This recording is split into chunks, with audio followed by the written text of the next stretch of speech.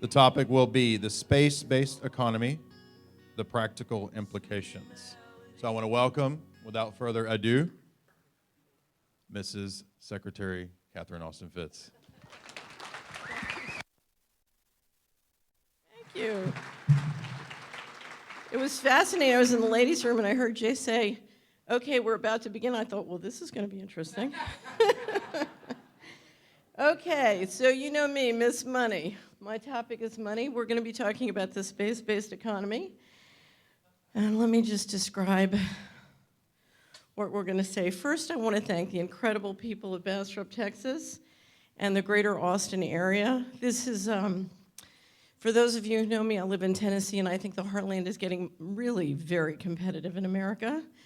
But this is an area that brings together the most sophisticated technology in the world with great down-home America values. I was driving to the motel last night. I don't know if anybody said it. Did you see the Halloween parade? What a great community. And this is a fabulous facility, so I just want to give them a round of applause. Do you have a water?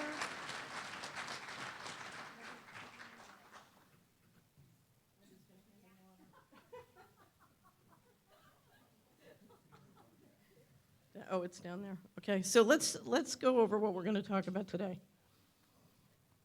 I came to this topic not because I was interested in space, but because I was looking for $4 trillion that had gone missing from the US government. And, you know, I had to follow it into space. I remember when I first got on Coast to Coast in 2005, I was following the money.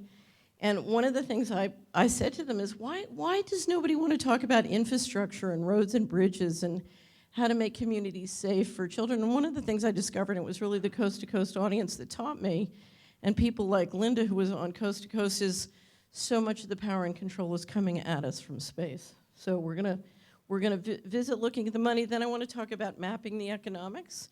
I want to talk about what are the economics of space and how is it impacting our current economy, both the economic side of that and politics. Then we're going to talk a little bit about the low Earth orbit, which today is where 90% of the economics are. So when we talk about space, remember, we're not just talking about what's out there. We're talking about what's down here, but is transmitted and engineered and controlled from out there. Then I want to touch on law and space, some of the unanswered questions, and then I want to get back to practical implications to you. Okay, at the bottom, I'm going to reference sources at the Solari report, and I want to make sure you have access to it, so we're going to offer a 1-week complimentary access to everybody, both in the audience and who's coming in by stream. And the username is gift@solari.com, and the password is ticket, okay? And I'll give that to you again at the end. One of the things you can do when you can log in, we're going to put these PowerPoints up on the website at solari.com. So if you want to just pay attention and don't want to have to take notes, you can get a copy of this and download this later, okay? Right. I'm always missing things because I'm taking notes. Okay, so let's dive in. Okay, so I'm really big on staying in a state of amusement as I try and deal with this topic. You know, I, for one, find it very frustrating to live on a planet that's still a mystery. So I try and stay in a state of amusement. We have a cartoonist at Solari, and I just want to show you a couple of our cartoons. It's a businessman with an attaché case, and he's saying, "Black ops, schmops, why should I sweat and care about what a bunch of UFO-chasing weirdos are doing 100 feet below the desert in Nevada?" And meantime, there's a hand coming through the wall, taking his wallet out. It says, "Cha-ching." And what I have to tell you is every household budget in the world, in the planet, is financing the things we're talking about, the breakaway civilization, whatever proportion is going into space and whatever is going underground. So you and I are financing this both with our taxes on the overt side and a lot more covertly. Okay, the OECD keeps track of what the overt government budgets are in the space area. Currently, last year we spent about $65 billion on official space programs. The largest by far was the United States. China and Russia are rising. United States is coming down a little bit. These are the figures for 2013. Okay? But, you know, you may think $65 billion is a lot of money, but compared to what's disappearing, it's not. Pentagon, so let's take a look. The day before 9/11, Secretary of Defense Donald Rumsfeld declared... Oh, and let me just say one thing before I go on. I showed this last year. This will be up on Solari.com. It's 7 minutes long, but it's very important that you get the enormity financially of what we're talking about. So I want to play it again this year. War, not on foreign terrorists. The adversary is closer to home. It's the Pentagon bureaucracy. He said money wasted by the military poses a serious threat. In fact, it could be said that it's a matter of life and death. Rumsfeld promised change, but the next day, the world changed. And in the rush to fund the war on terrorism, the war on waste seems to have been forgotten. My 03 budget calls for more than $48 billion in new defense spending. More money for the Pentagon when its own auditors admit the military cannot account for 25% of what it already spends. According to some estimates, we cannot track $2.3 trillion in transactions. 2.3 trillion with a T. That's $8,000 for every man, woman, and child in America. First question. My second question, Mr. Secretary, according to the Comptroller General of the United States, there are serious financial management problems at the Pentagon, to which Mr. Cooper alluded. Fiscal year 1999, 2.3 trillion missing. Fiscal year 2000, 1.1 trillion missing. And DOD is the #1 reason why the government can't balance its checkbook. The Pentagon has claimed year after year that the reason it can't account for the money is because its computers don't communicate with each other. My second question, Mr. Secretary, is who has the contracts today to make those systems communicate with each other? How long have they had those contracts? And how much have the taxpayers paid for them? Finally, Mr. Secretary, after the last hearing, I thought that my office was promised a written response to my question regarding the 4 war games on September 11th. I have not yet received that response, but would like for you to respond to the questions that I've put to you today, and then I do expect the written response to my previous question, hopefully by the end of the week. Question, please. The second question,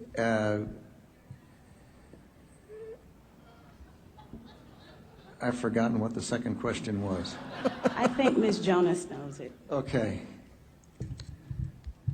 Thank you, Ms. McKinney. I appreciate the question. I appreciate your interest in our department's financial condition, and we are working very hard on that program. I've just come back recently. I understand that you're working hard on it, but my question was, who has the contract? How long have they had that contract? And how much money have we spent on it? In general, we spend about $20 billion in the Department on Information Technology Systems.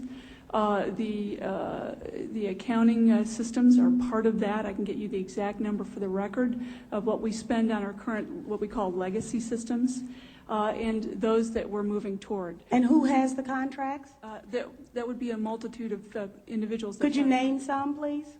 Well, I think off the top of my head, well, I would rather not. I'd rather provide that for the record. That's not privileged information, is it? I'm sure it's not. Well, please.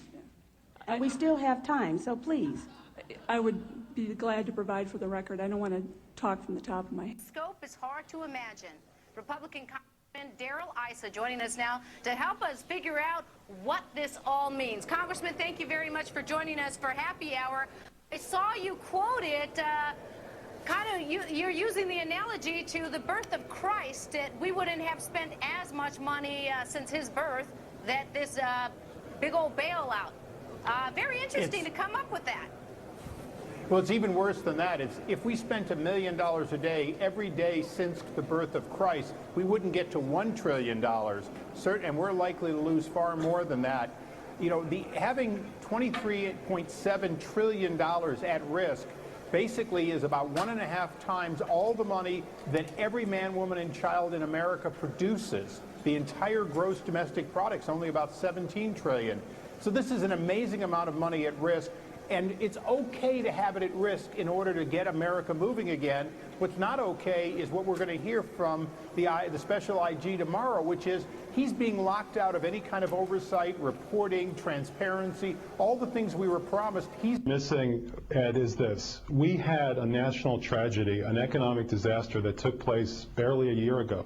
In the last 18 months of the Bush administration, America lost $12 trillion on its net worth. That's $40,000 for every man, woman, and child in this country, and I cannot think of a single person who's held responsible for that.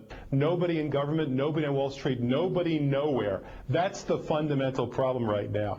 And if people on Wall Street are going to continue to get great bonuses in good times and in bad times, we can kiss this economy goodbye. It's not going to work. In capitalism, winners have to win and losers have to lose, and nobody's been held responsible for that enormous erosion. 20% of our accumulated wealth over the course of 2 centuries gone in 18 months. Nobody's been punished for that. That's the problem. So altogether, $26 trillion of bailouts just in those 2 categories, not including TARP, not including FDIC financing of U.S. institutions. $26 trillion, that's almost $100,000 for every man, woman, and child in America, all done by the Federal Reserve without any act of Congress authorizing it. All right, there's a lot of numbers thrown around here, and sometimes when you just hear it abstractly, 13 billion sounds like it's larger than 7 trillion. Which of all of these numbers, which outrages you the most and which should outrage the public the most? I think that we can all agree the trillions of dollars that were extended by the Federal Reserve to the banks in the form of corporate welfare. What they did is they took our money, the U.S. dollar, the fact that they control the currency, the fact that they have control of the money supply, and for the first time in history, and I'm talking about in the 100-year history of the Federal Reserve, they played favorites. They said, we'll give $100 trillion to this institution, $100 billion to this institution, another $100 billion to this institution, and so on down the line, when you and I couldn't even come close to accessing that kind of money on those terms. They lent out this money at 0.01% interest. 0.01% interest. Go try to get a loan like that from your bank. Bloomberg's report that there are trillions of dollars in off-balance sheets transactions that the Federal Reserve has entered into since last September. Are you familiar with those off-balance sheet transactions? You know, I think it may be important at this point, too, just to bring up a certain aspect related to our jurisdiction.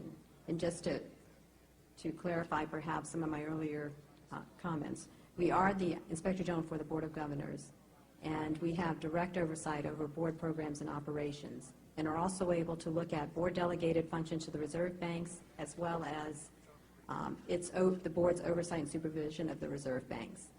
We do not have jurisdiction to directly go out and audit reserve bank activities. Okay, so let me just tell you what she just said. She just said it's not our business. Okay, so essentially, over the last 2 decades, my back-of-the-envelope estimate is approximately $40 trillion has been shifted out of both private households and out of the U.S. government and a variety of places. And the question is, where did it go? There's a big question mark on the planetary balance sheet. Now, let me give you a sense of how much $40 trillion is. $40 trillion invested in a very prudent, conservative way would generate enough income annually to run a global government. Okay, so it could have gone into an endowment, could have gone into space, it could have been going into the black budget, but this has been going on for a long time, and the accumulated capital we're talking about is the kind of capital that can field the many different things that have been we've been talking about today. You know, it's really funny when most people see a UFO, they think, you know, do aliens exist? And what I automatically think is, I wonder how much Boeing would charge to build that. And I wonder what their profit margins are, and how much, what are they trading, and what's their PE?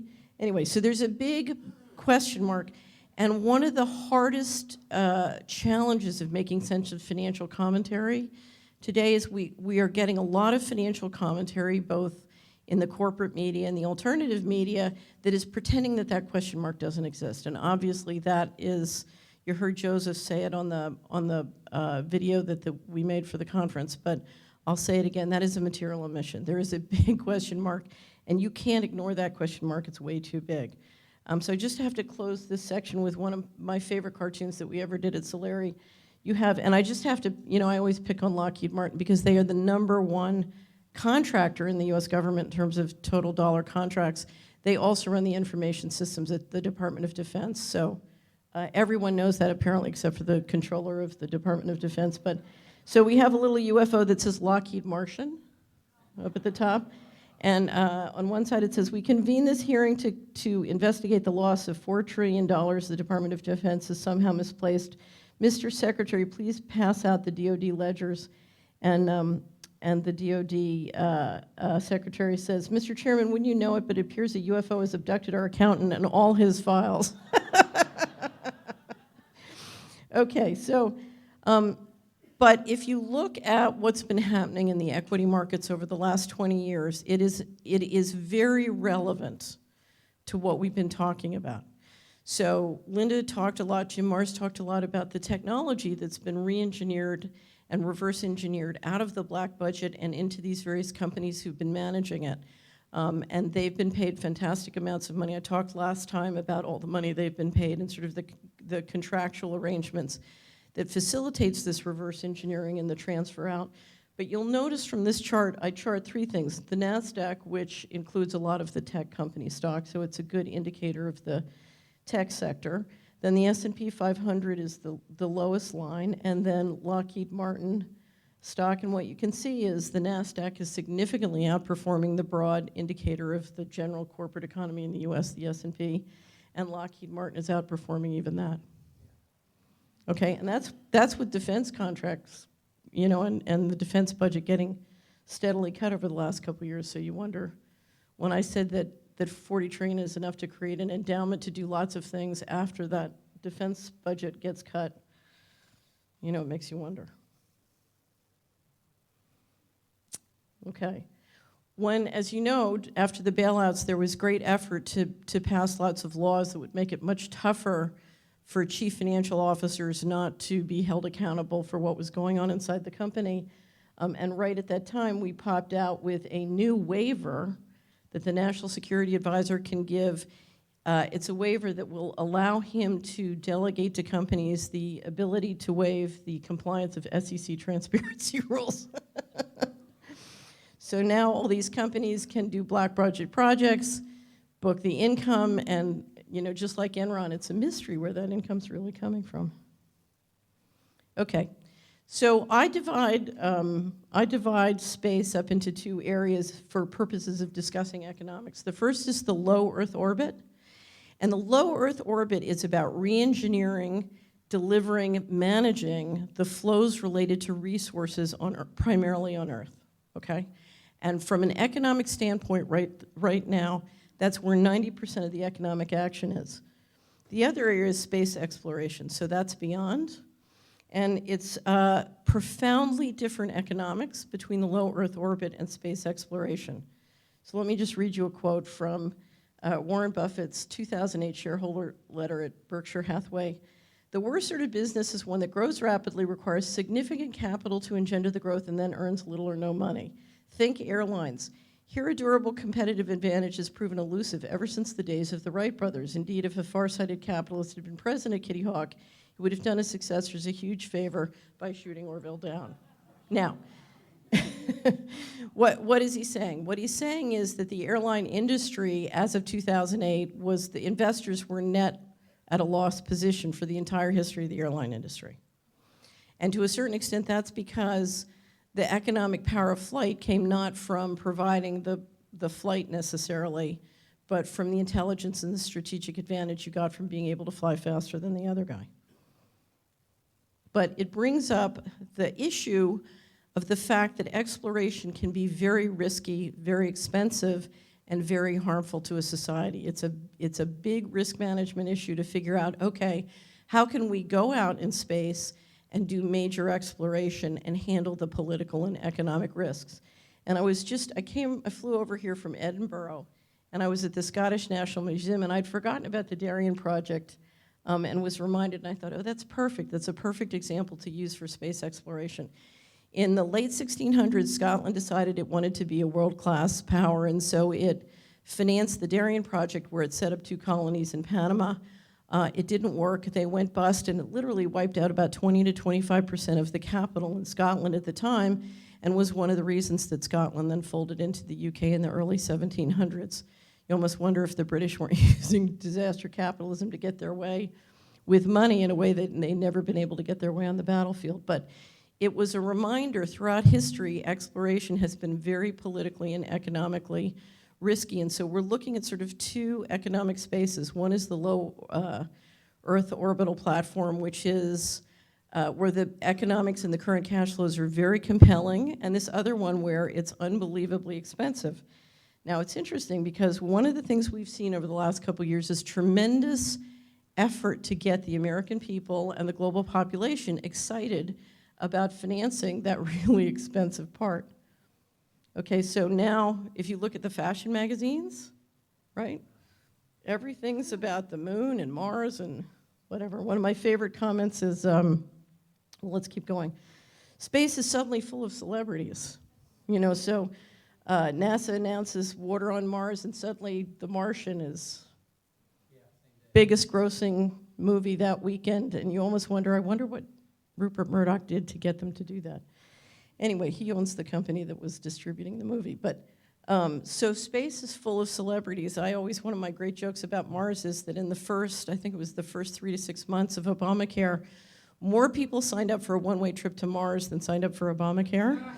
Which, you know, so never tell me that the American people do not know what's going on. They know what's going on. Okay, so anyway, but space is now very, you know, it's very sexy because you got all these Matt Damons out there, and we want to go too. And then finally, every community wants a spaceport. I drive around America a lot. You would not believe spaceports are popping up everywhere. And this is the spaceport in New Mexico. I think it's called the American Spaceport, but every community now wants them because space tourism and space is going to be a big, you know, it's sort of an economic deal. Finally, I worked in the first George H.W. Bush administration, and Bush had an expression about consolidating capital into, you know, tighter and righter hands. That's what he called it, tighter and righter hands. And one of the reasons you consolidate capital into tighter and righter hands is so that you can pull the capital you need to do the really high-risk, expensive projects. And whether it's making them fashionable or financing those projects, that's what we see.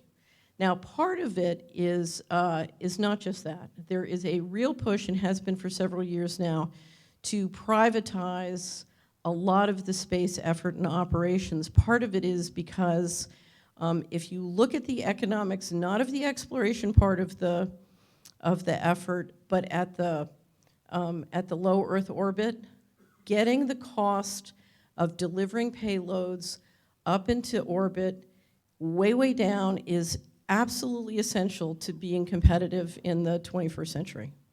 So, you know, for 500 years, the central banking warfare model has depended on controlling the sea lanes. Well, now it's not just the sea lanes, now it's the satellite lanes. And so now you've got to control. Part of the problem with keeping the Bretton Woods system going is now you've not only got to police the sea lanes, you've got to police the satellite lanes as well. And we're coming into a period, I'll get into it in a second, we're coming into a period where there's about to be a big traffic jam, because thank you, Edward Snowden, now every country in the BRIC nations and beyond thinks that they need their own global GPS system and satellites and everything else. Okay, so you see Musk working on reusable rockets, and he talks about how essential that is to get to Mars. It's not Mars, it's essential to get that low Earth orbit really competitive. Okay, now, how do you build that kind of breakthrough productivity? I think one of the things that's happening is you have a whole world of new technology being transferred out of the lab at high speed. Robotics, 3D printing, breakthroughs in material sciences which are dazzling, the smart grid, Internet of Things, all of those kinds of things. And all of these things together are delivering not only rapid change, but dramatically improving productivity. And so you're seeing, I read one CEO estimated that 10 years ago, he could get a 5 times benefit from outsourcing manufacturing to China. Robotics and these other technologies had brought it down to 2.5, and he thought we were headed to something where we were going to be more competitive. Okay? So we're talking about building a domestic manufacturing infrastructure, not just here, but in other countries around the world, where they can break free a huge amount of industrial capacity to support the cost of going into space, okay? And one of the countries that has the most fantastic engineering talent and has talked a lot about this is Japan. So I just thought I'd use some examples from Japan. This was about, I think, 2 years ago in the Wall Street Journal. Japan's tech giants turned to outer space for growth, which means, you know, okay, we're about, we're about spend here, let's head on out. Okay, don't laugh. If we can get graphene down to a highly economic production, you in fact can build elevators into space, and it would be, if you could do that on an economic basis, it would be much cheaper to maintain things like the space station and other things going on in the low Earth orbit platform. And of course, the big question mark is energy. You know, if everybody's got a smartphone and a smart meter, can we collect up energy with solar or other means and deliver it from space? Okay. Okay, so a lot going on. As I said, the low Earth orbit is 90% of the economics, so I want to spend my time today on that and dive in a little bit deeper. Did you ever notice that if you get on the internet and you start to Google on space, what do you find? You find lots of stuff on the moon and Mars. You very rarely is this ever made to be interesting or sexy. All the disinformation is focused beyond the low, the low Earth orbit space, and I think that's one of the reasons they don't want you really paying attention to what's going on. As I said, the goal of what's going on in that space is, and I'll just say it a couple times because this is what I really want you to take away. It's about the control and concentration of flows on planet Earth, including cash flow, okay? So think of the satellite system as we shift more out of the underground cables and move it up into the sky. It is very much about the control and concentration of cash flow. Okay, so there have been approximately 7,000 satellites launched to date. The Russians were the first with Sputnik. There are about 1,300 operational. Debris is a big and growing problem. The Union of Concerned Scientists estimate that the United States has almost, more than a third of that, about 40% of that.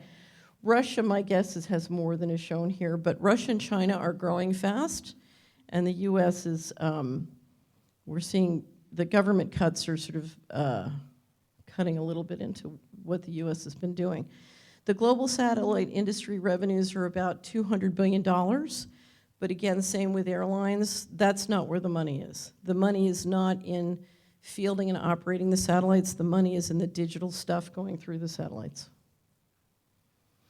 Okay, so one of the things that will really help you understand what's been happening for the last half century on this planet is as we've built out the satellite system, we have dramatically changed the feasibility politically and economically of what I call rebalancing the global economy. Something started in the 90s where we literally changed the rules on how the global economy works, and we're now dramatically, you know, we basically said, okay, now the emerging markets and the developed world can compete head to head, and we're going to go global, and that's part of this shift to sort of a global governance process. That was very much driven by what was possible in terms of the satellite system because it made it much more economic to enforce. So let me explain a little bit more about what I mean by that. Let's look at what is pumping through those satellites. We've got communications, phones, data, internet media. We've got financial systems, pricing, payment, clearance, and transactions for currencies, securities, assets. One of the most important things in the financial system is who can get the data from here to there the fastest. And split seconds, as you can tell from the program trading, make an enormous amount of difference in terms of money. And we're seeing slowly more and more shift into the satellites. So how much will be done by cable or on the ground versus satellites? It's not something I know. But I know that satellites are becoming more and more important to the financial system, particularly when it comes to bringing and getting deeply into the emerging market populations. GPS positioning and navigation is essential. Weather astronomy and research, Earth observation and remote sensing, Cloud and database storage, and of course weaponry is, to me, a very, very important one. You have surveillance, you have intelligence, you have coordination of man forces, but if you look at what the military is trying to build, they're trying to build a world where, for example, in the United States, you can pull back behind the Atlantic and Pacific Oceans, which have traditionally been a great protector of the nation, and you can project force with unmanned everything, right? Unmanned drone planes, unmanned drone ships, robotic armies, right? Okay, and that's all going to depend on satellites, either for operations or intelligence. Finally, one that I write a lot about and cover a lot at Solari because I think it's important is we are now dealing in a world not just of hard weapons, but soft weapons. And soft weapons increasingly are not just surveillance, but entrainment and electronic harassment. So literally mind control that's coming through all of these systems in a digital electronic form. And finally, big question mark, energy. Are we going to use these systems to collect energy from the sun? Are we going to use them to transmit or distribute energy? Okay, so in the, every year we have an annual wrap-up and then quarterly wrap-ups. In the 2010 wrap-up, I was trying to explain to people that the rebalancing of the global economy was very much a function of the technology that made it feasible. And I wrote, if you look at the competition for resources globally, the shift of investment eastward means that the military must enforce. Nobody puts money where they can't enforce. Let me say it again. Nobody puts money where they can't enforce. That means as the money moves globally, so must the military. It's simply the nature of the investment model. How is the military going to watch what's going on globally and enforce globally on an economic basis? That's the, I love Jay's presentation about the, what was it, Skynet? No, Skynet's the actual word, but the satellite system that he was describing in the James Bond movies.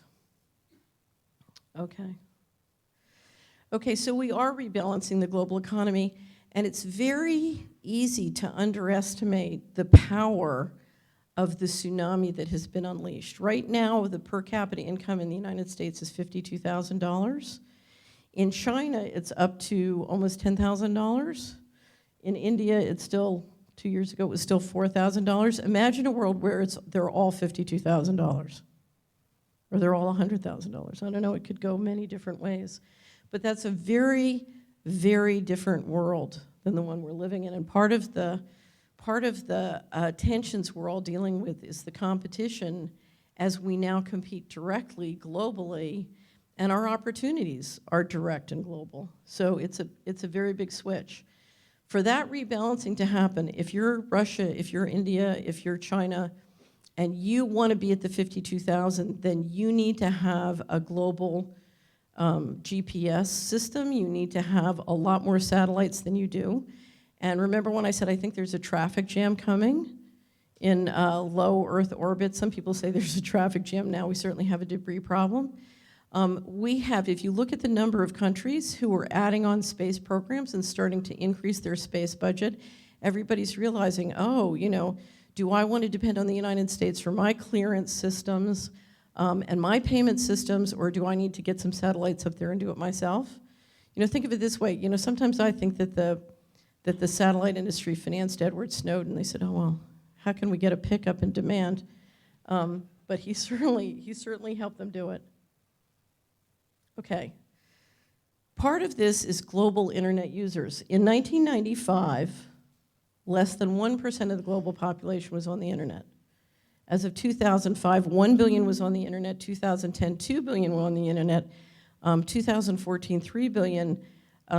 Several days ago, it was estimated $3.234 billion. Sorry, I think money. 3.234 billion people on the internet. One of my favorite essayists, in fact, who comes from Texas, Michael Ventura once wrote, and he said, we're standing in the storm of our own being, because now we have 3.2 billion people who can talk to each other directly. What we're trying to figure out is how we can do that in a way that's energizing for all of us. Okay, but that's a huge explosion, and it's very recent. Okay, and a lot of it comes to the fact that we've dramatically brought down the cost of a smartphone, and you're getting smartphone adoption. And so most of the access is through pads or phones, no longer through computers. Okay, now, what does that mean? Why is this important? One of the most important drivers of economics in space and in the low Earth orbit is what?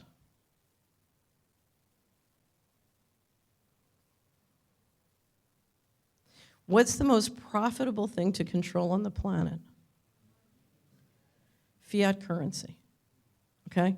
One of the quotes I always use is, my quote is, Mr. Global doesn't care whether we call it dollars or wampum beads as long as it's digital.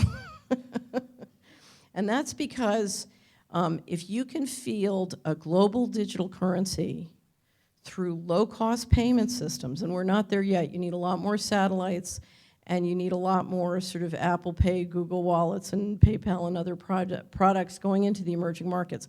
If you look at our transaction costs in the Western and the developed world, there's no way the emerging and frontier markets can fund or bear that level of transaction costs.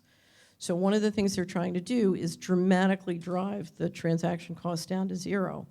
And that requires satellites, and that requires digital systems and payment systems beyond what we have now. But this is, if I was to look at the low Earth orbit and I would say, what is the biggest game going up there other than military?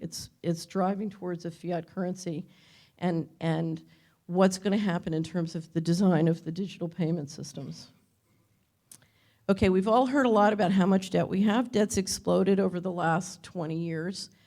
Coming into the bailouts, the developed world was very in debt, and then during the bailout period, we levered up the developing world.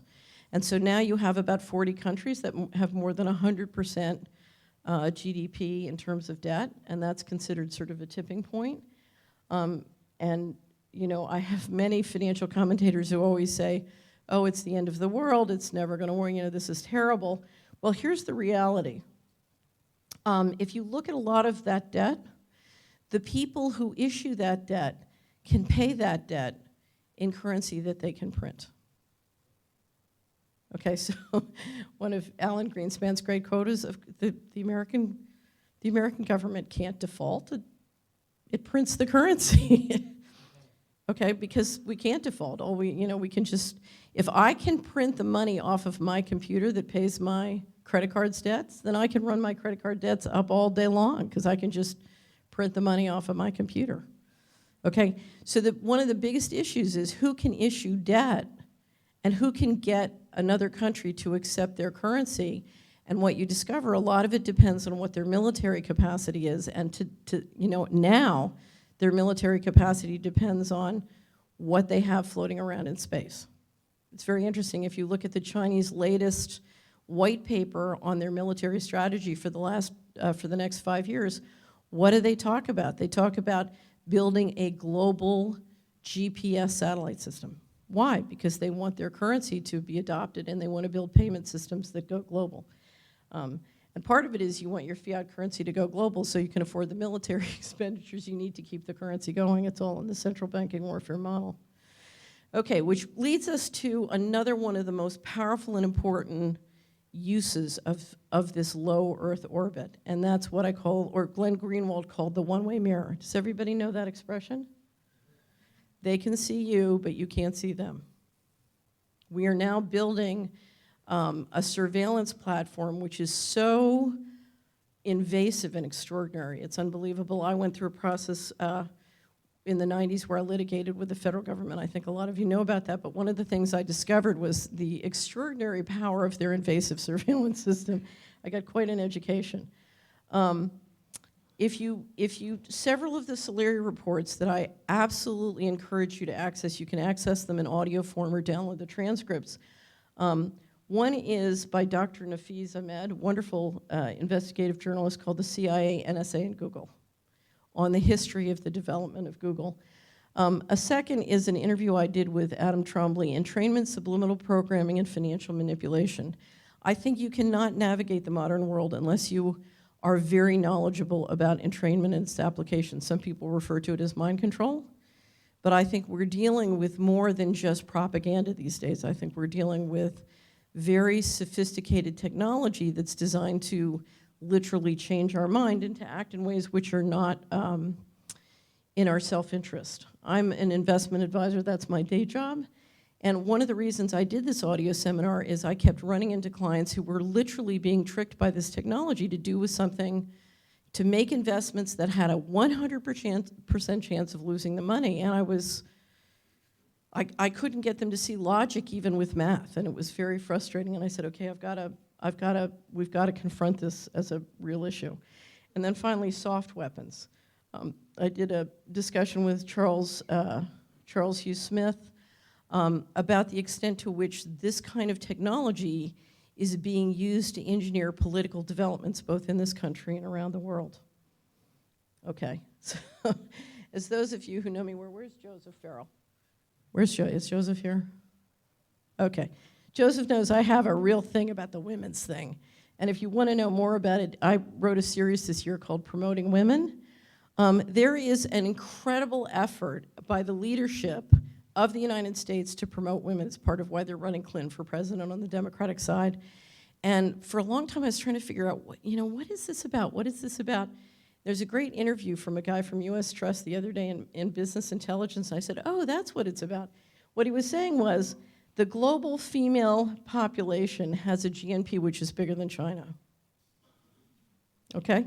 So the US plus the global female population, which is truly suboptimized, there's a lot of opportunities to increase that, that income with new technology. So the US plus the global female population pulls the rug out from under China. It wouldn't surprise me if this strategy contributed to the Chinese just canceling the one-child-only policy. They don't want to get out-politicked on this one. Right. But remember, we're in a very interesting time because you take satellites that on a very economic basis can interact financially and with mind control technology globally in every place in the world through your smartphone, direct through your smartphone, remember? And what you're talking about is the ability to tender for a global population through their smartphone. You know, are they a citizen of country ABC or are they a citizen of Apple? We're all sitting here, I'm sitting here with my Apple. Okay, so watch this, because this is going to be a very important strategy to the US, and don't think that that satellite system and all these systems isn't critical to it.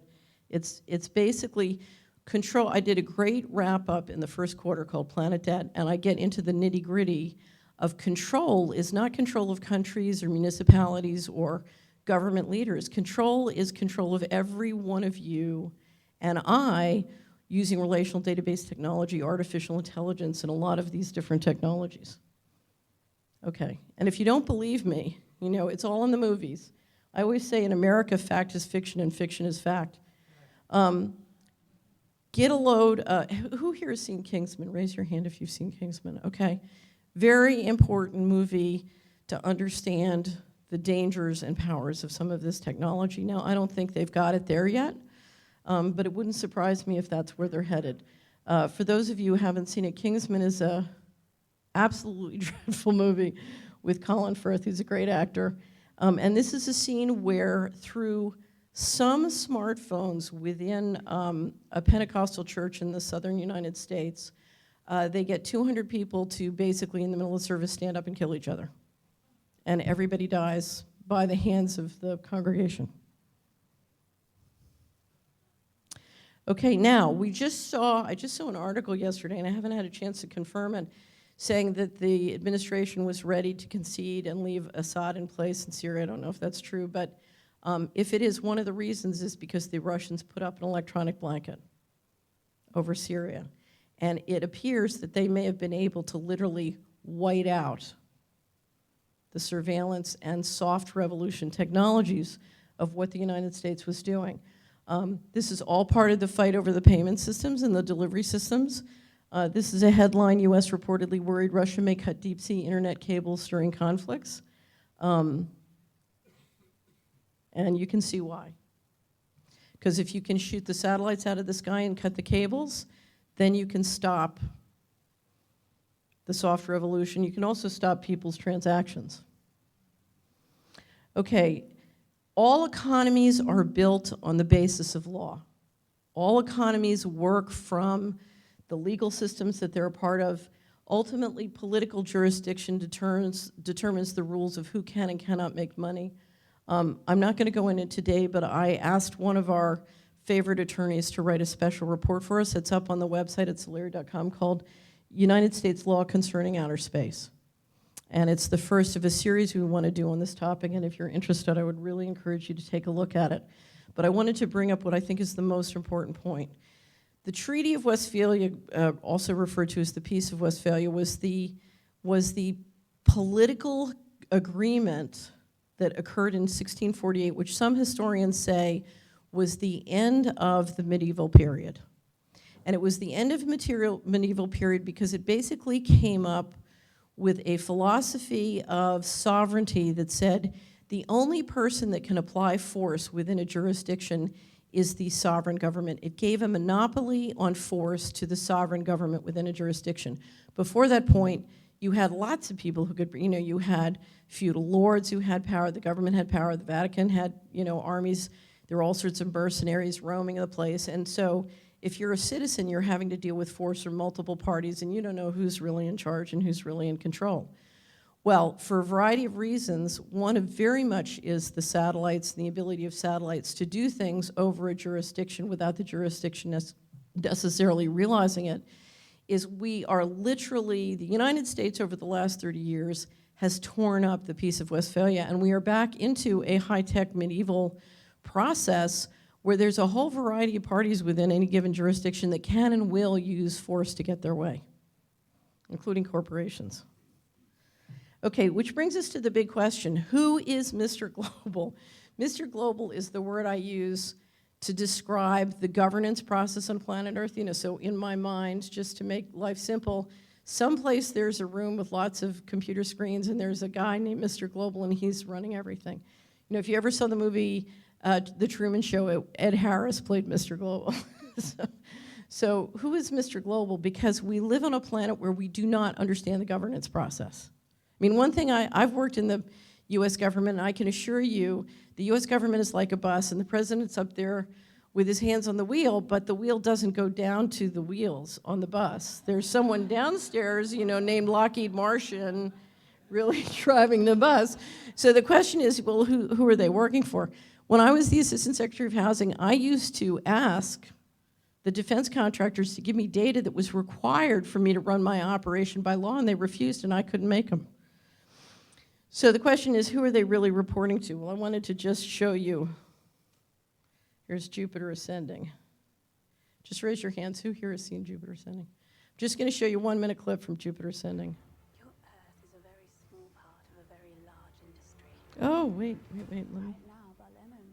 That was very quiet. Can we make it louder? Okay, so she's going to start off and say, the Earth is just a very, very small part. So let me try that again. Let everybody be quiet. Your Earth is a very small part of a very large industry. Right now, Barlem owns the title to Earth. Once you claim it, the Earth will belong to you. I will harvest that planet tomorrow before I let her take it from me. We need a plan. We need firepower. So now you see why they needed $40 trillion. Maybe. Okay, so here are the unanswered questions of the secret space program. Is Earth an open or closed economy? It's very interesting. I went to business school. I worked on Wall Street for 11 years. I've been involved in the economy my whole life. And the whole time I was invited to assume that Earth was a closed economy. So if we issued debt, then other humans owned that debt. If we issued stock, other humans owned that stock. But if you look at all the economic experiences I've had over my whole life in government, business, everything else, what I will tell you is, if you ask me to describe the economic model on planet Earth, I would say, well, planet Earth is a real estate investment trust because we're paying a dividend someplace every year, and I don't know where it's going.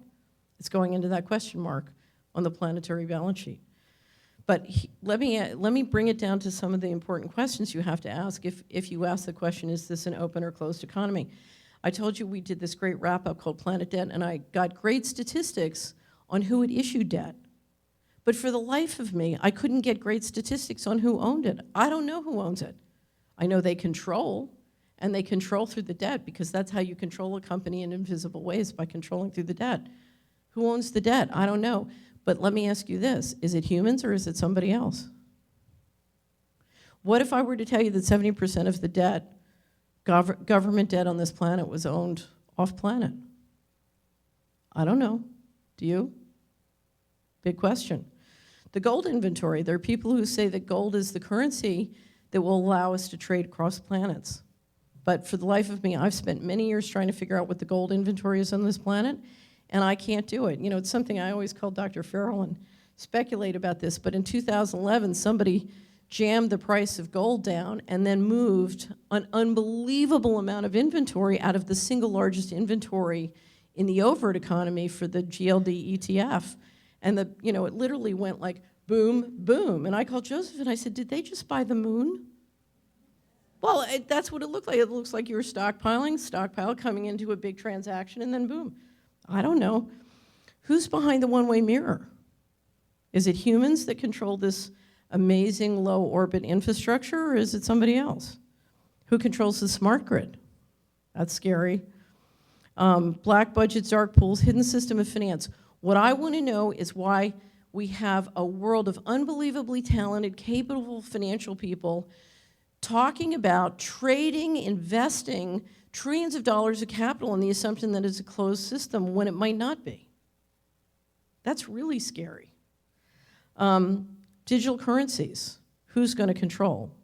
Now, if it's a closed economy, you may talk me into believing that Bitcoin really might not be hackable. If it's an open economy, there's no way you're going to talk me into that, given what we've seen here. Okay? Another very important question is, what are the economic costs of disinformation? Because I have to tell you, I have a thing called shadow work, and if you're interested, go read the article at Solari.com after you log in on shadow work. But I will tell you, every person in this audience is struggling with a hidden system of taxation called fraud that's really a way of financing a lot of this stuff. But you're also struggling with a very different, here's the official reality, and here's reality. And we've got to drive around, and if we really pretend that the official reality is true, then it's going to be bumper cars. We're going to keep making mistakes and knocking into things, on and on and on. And I know whether it's the hidden fraud taxation, credit card fraud, identity theft, on, whether it's the hidden taxation from fraud or the shadow work, every person in this room is buried with the costs of that, okay? Which gets me to the last question, practical implications to you. Now, as you know, if you've ever been on Solari, you know I could talk about this for a week. So I don't have a week, but I want to tell you a story. I did a wonderful interview with Dr. William Tiller, who's used to be head of material sciences at Stanford. And I'm very interested in community prayer, and I was doing the pre-interview, and I said to him, Dr. Tiller, I'm very interested in community prayer. He had done tests and experiments where he had proven that human intention can change material reality, including at great distance. So Linda and Jim talked about remote viewing and sort of what people can see. He's literally saying not only can you remote view, but you can shift the building. So I said to him, Dr. Tiller, what do you think of community prayer? And he said, oh, well, you have to be really careful, because if the people doing the praying are coherent, it can help. But if they're incoherent, it can make things worse. And I said, it was a big wake-up call to me. I said, oh, what I need to be is to be more coherent. My contribution to the world can be more coherent in myself. And so whatever you do, every person is different, every situation is different, every family is different, so you're unique. But what is most important, I think, is whatever you choose to do, it's very, very important that you do it in a way that increases your personal coherence. Okay? Number two, we're all going to have to navigate a world where the official reality is different than reality for many different reasons. And you know, the reality is some of us want to enjoy our lives, and some of us just want to understand where we are. You know, I think most of the people who are here today are here because they want to understand, but not everybody does. They just want to enjoy. So we have to find ways of navigating which help us avoid the hidden taxation, avoid the shadow work, but we can have an energizing life living and working with people who just want to enjoy their life and don't really want to know. The one of the things that is the most important to me is I spend a great deal of time battling with people who have become victims of what I call fear porn. The economy is going to collapse, the economy is going to collapse, the economy is going to collapse. Well, a great deal of productivity is being broken free from the economy to go do these things. And we're seeing very dramatic shifts that can be very scary, and certainly certain parts of the economy are collapsing, or they're being collapsed.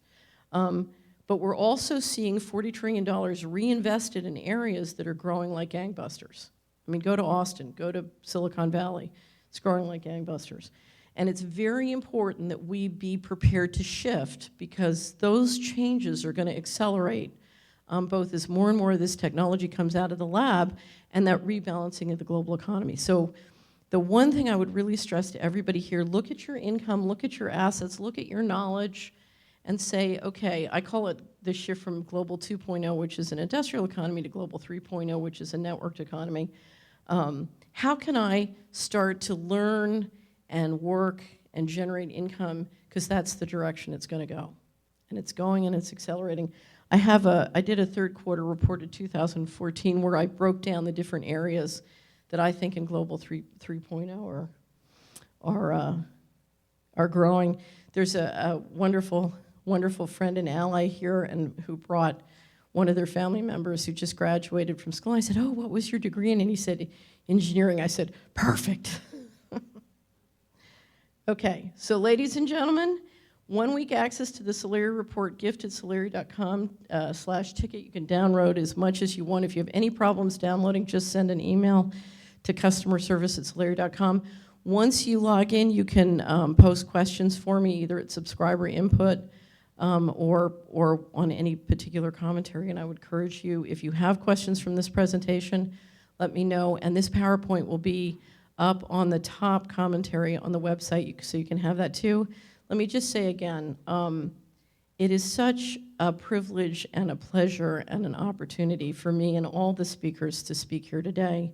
You make it possible for us to do what we do. We love what we do, and we love sort of being engaged with you in this search of trying to figure out what is going on inside this puzzle palace we live in. And you know, one of the great benefits of coming together like this, both here in Texas and on the global stream that's reaching out all over the world, is it makes us really possible to take big leaps forward. We took big leaps forward last year. I can already tell from where we are now, you know, at least I'm taking a big leap forward. I don't know, are you taking a big leap forward? Yeah. And that's possible because we have an unbelievable team of people with extraordinary integrity who've done this year after year after year, both for Secret Space Program and Global Energy, Breakthrough Energy. So I just want to say thank you again to Jeroen van Straten and Maddie and Robert and their team. Would you guys just stand up and just take a bow? Oh, they don't like to stand up. Ladies and gentlemen, thank you very much. Something good is going to happen to you today.